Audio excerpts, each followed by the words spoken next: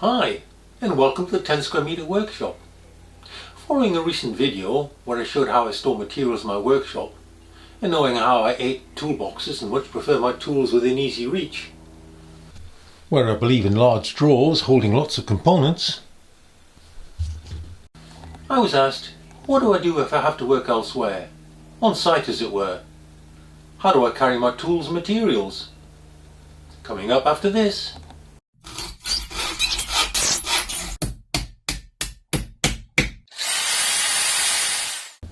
Tools I've already covered. I have a dedicated toolbox which holds a collection of tools which are duplicates, so I never need to sort them out before going somewhere. See my separate video on this. To this I add an empty toolbox for taking special tools, not in the standard kit.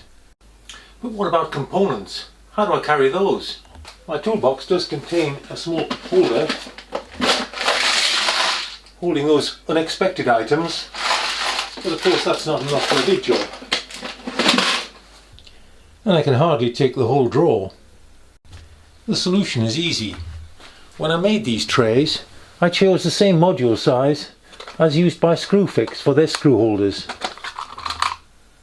I did it because I already had plenty, but there's an added benefit. When I bought those screws, they came in a tray like this. I keep an empty one, and that means I can fill the tray with just those screws that I need. And of course, not just screws, I use the same size for nails.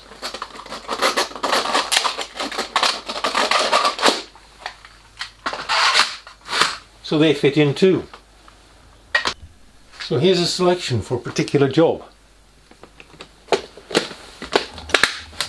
Locked up, ready to go. And these are definitely a low-cost solution. You could say they were free. They even stack and have colour-coded handles. And if you need a lot, you can fit them in a toolbox. And they fit into a cupboard when not in use. And of course, the more you buy, the more trays you don't have to print. It only takes a few seconds to select the things you need, and you're not carrying around big boxes full of parts you aren't going to need. Of course, it depends on how often you go to site. I don't do much of that anymore, so this system suits me.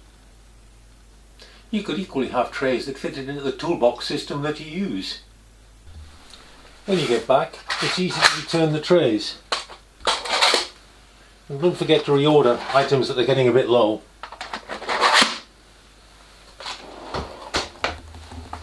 And there we have it, a simple solution to the transport problem. Hope you found this useful. See you next time.